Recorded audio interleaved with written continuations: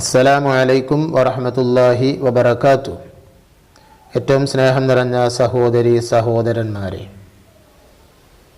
നബി സല്ലല്ലാഹു അലൈഹി വസല്ലമ തങ്ങൾ പറയുന്നു, സയഅതി സമാനുൻ അലാ ഉമ്മത്തി, എൻ്റെ സമുദായത്തിൻ്റെ മേലൊരു കാലം വരാനുണ്ട്. യഫിറൂന മിനൽ ഉലമാഇ വൽ ഫുഖഹാ, ആ കാലഘട്ടത്തിലെ പണ്ഡിതന്മാരിൽ നിന്ന്, ഉലമാക്കളിൽ നിന്ന് അവർ ഓടും.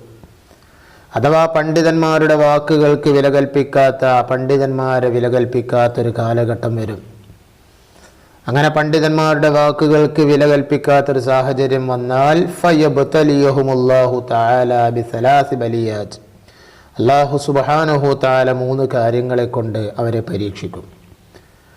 അതിൽ ഒന്നാമത്തത് യുർഫഉൽ ബർകതു മിൻ കസ്ബിഹിം, അവരുടെ ജോലിയിൽ നിന്ന് അല്ലാഹു സുബ്ഹാനഹു തആല ബർക്കത്തിനെ ഉയർത്തിക്കളയും, ബർക്കത്ത് ഉയർത്തപ്പെടും.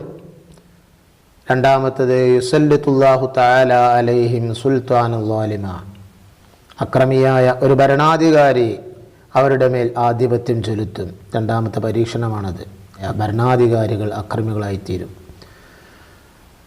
മൂന്നാമത്തത് യഖ്റുജൂന മിനദ് ദുനിയാ ബിഗൈരി ഈമാൻ, ഈമാനില്ലാതെ ഈ ദുന്യവിയായ ലോകത്തിൽ നിന്ന് അവർ വിട പറയും. മരിക്കുന്ന അവസരത്തിൽ ഈമാനില്ലാത്തൊരു സാഹചര്യത്തിൽ മരണപ്പെടേണ്ട ഒരു സാഹചര്യം ഉണ്ടാകും.